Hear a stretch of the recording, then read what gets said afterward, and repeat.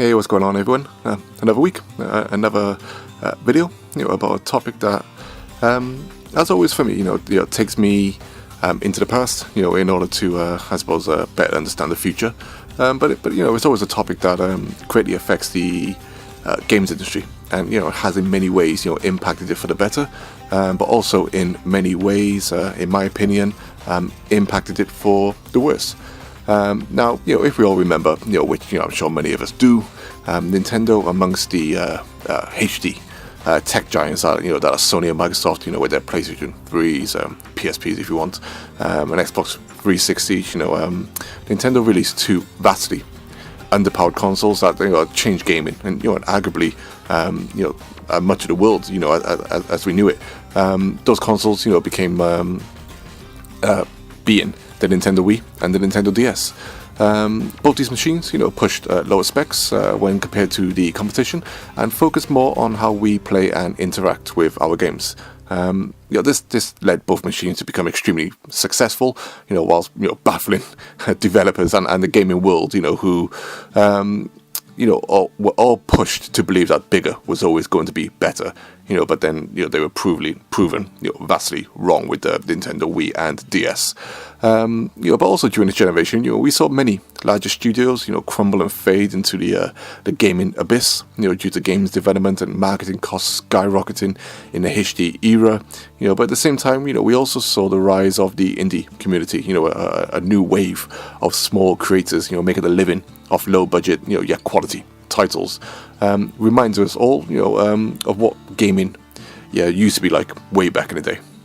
The reason why I bring this up is because I want to draw what I feel are some comparisons between the Nintendo Switch, the PlayStation 4, and the Xbox One. Recently, as you may know, the Nintendo Switch in just over 2 years has outsold the PlayStation 4 in Japan, and we don't even count the Xbox One over there, as sales are utterly laughable in Japan. Now, of course, the PlayStation 4 worldwide has been a massive success for Sony. Many thanks to Microsoft completely screwing up their initial reveal of the Xbox One, which still makes me laugh to this day. What we've seen with the Nintendo Switch, that was similar to the Wii and the DS, is that people are willing to play games that don't necessarily push the boundaries of what current technology can deliver on a graphical front, and also happy with the in between. How can I put it? The good enough. I'm absolutely fine with how this game looks. Even if it does look better on other platforms. The point is that the Switch is making people buy versions of games that technically aren't as strong as other platforms, mostly of course so they can play it portably, but also you can see it in the comments sections of videos on YouTube, on Twitter, etc., that people are changing their tunes towards accepting games of a certain graphical fidelity in favor of having a version of a game that they can ultimately play anytime, any place and anywhere. And I've mentioned this before, but this, believe me, scares the crap out of those companies who have built themselves up, not off so much the quality of their titles, but off the bigger is better, the more in your face flashy nature of blockbuster titles that litter the market these days. Mostly because they have either driven this narrative, or they truly believe this is how gaming should always be. But as I mentioned earlier, this has had a massive impact on both the industry and these developers, many of which we are now seeing more and more in the news, struggling to make ends meet off their games because they have pumped so much money into them and aren't seeing the sales translate into true success. And once again, more once well-known developers are slowly dying, due to the lack of money that they are getting back from these overinflated budgets that they spent on their, for the most part, average titles that just look, incredible, that draw the customer's attention. I had a brief discussion with a friend earlier who posted an article saying that Ubisoft are disappointed with the sales numbers of The Division 2, which I'm sure has probably sold a few million copies, but of course, games of this size aren't cheap. with Ubisoft pumping large amounts of money into development, stuff which are probably numbered in the hundreds, and and don't even get me started on the marketing costs. He also pointed out that what did he point out? He also pointed out that with games like Anthem and Destiny around, and also with Ubisoft themselves having a large number of other service games in rotation, that the market is probably feeling oversaturated as hell with all these big, flashy and expensive games that demand countless hours of your time to even feel like you're progressing. Which is true. Then the way I look at it, in comes Nintendo. With say Breath of the Wild, their biggest and most expensive game ever. A game where they said they needed to sell 2 million copies in order to break even. A game that from a graphical, in terms of pushing polygons, is way behind games like Horizon Zero Dawn, Uncharted, Anthem, etc. Yet has outsold them all, and is critically one of the best video games ever made. And how did this happen? A massive open world game that's it's graphically inferior to many modern games. Not only outselling these other blockbuster like titles, but also making massive sales and profit for Nintendo. Keeping them from falling under. Feeling the pressure that other studios have had to make money back. It's crazy. The number of factors are countless, of course. But one thing I'd like to pull up is the fact that even with Nintendo spending the most they have probably ever spent on a single game, and even with it being graphically inferior to games with bigger budgets and marketers spent to them, it doesn't in any way. And this is this is obvious from the reviews and sales.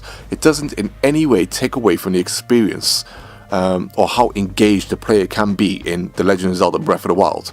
Of course, there are other reasons. Like the art, the sound, the gameplay, etc., and the legacy. But this is something you'd expect most developers to be able to perfect by now, based off games we've had in the past. And I still laugh and talk about it today, where many developers still haven't beaten Super Mario 64 in terms of controlling a character in a 3D space. People are, for the most part, happy with a game having a certain level of quality in all departments, and this is where you see the most sales on average. But let me stress this. I need to and also get me back to the title of this video. Big budget AAA games are, of course, a major part of this industry, and should always be. But also what they should be, I feel, are a rarity.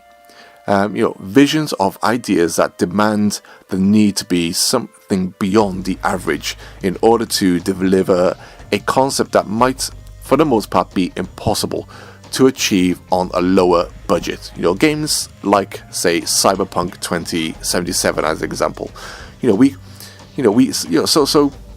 We come full circle and get back to Nintendo and the Switch, a console which is allowing indie developers to thrive as well as making great sales for third parties who let's be honest, are porting more old games than making new ones for the system. But consumers are picking up these old games. They are content, I suppose, with two major things, for the most part, I feel.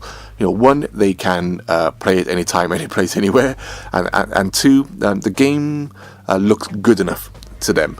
This for me means that the populace are, for the most part, content with how games look from a general standpoint. The graphical boundary between what the PlayStation 3 could offer and what the PlayStation 4 can offer, and it's that realm of graphical fidelity that seems to be just right for at least this immediate time and for many years into the future. I feel, like I've said for a long time, games have looked great for ages. It's the gameplay that needs more attention, especially always from me.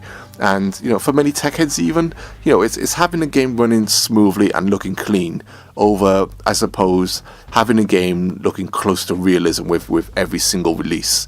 I hope many developers take note of what the Switch audience is seemingly happy with.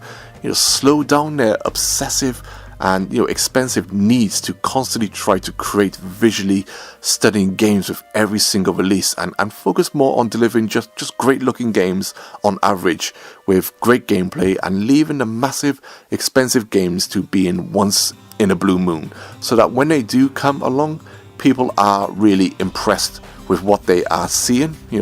Being it's something that hasn't been seen in a while, and because of that, just as long as the game is good, perhaps they'll see more sales, which in turn would give them more time to develop these bigger budget titles and truly show why these games should be considered as big budget AAA instead of releasing expensive and many times average titles that will be forgotten in a few months. And recently I saw some, you're seeing all the glitches and just the terribleness of, say, games like Days Gone. That game was delayed and in development for ages. I don't even want to know how much money they've lost, if they have lost money.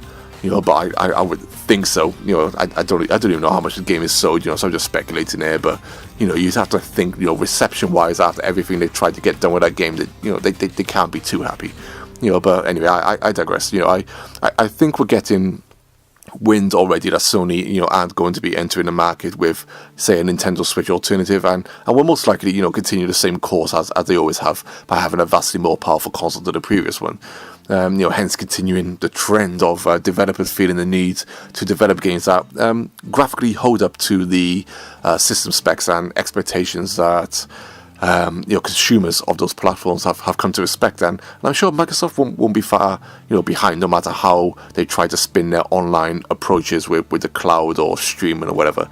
But for me, hopefully Nintendo keep a leveling playing field and continue to show consumers and developers that games don't need to always look photorealistic and demand insane amounts of money to make a profit. What most consumers want are just good looking games that play exceptionally well, and if developers find that right balance, overall this could benefit them in the approach they make to creating content, as well as benefit the consumer who might see more variety in what they can buy, as well as see their favorite developers stick around for much longer, because these developers haven't spent that much money on a single release and hope that all that money will turn into sales, when they could have just made a lower budget title that still played great, looked great, but didn't cost as much, and would still get a decent amount of attention and get their money back.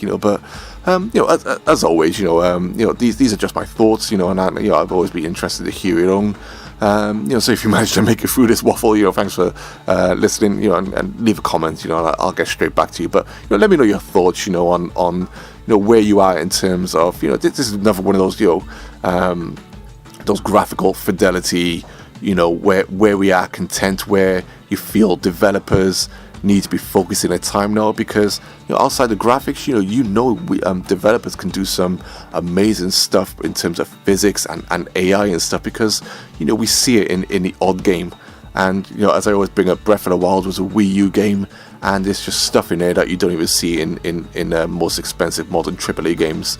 And kind of like when I reviewed the latest God of War and more about some of the details in that game, where details for gameplay wise just weren't there for me that I would expect from such a high budget title. But anyway, I'm going off on one again. I'm gonna keep on trying to, as I keep on saying, get more videos out. Stick around with me. I'll do my best to keep content flowing and try and keep it a bit more creative and original.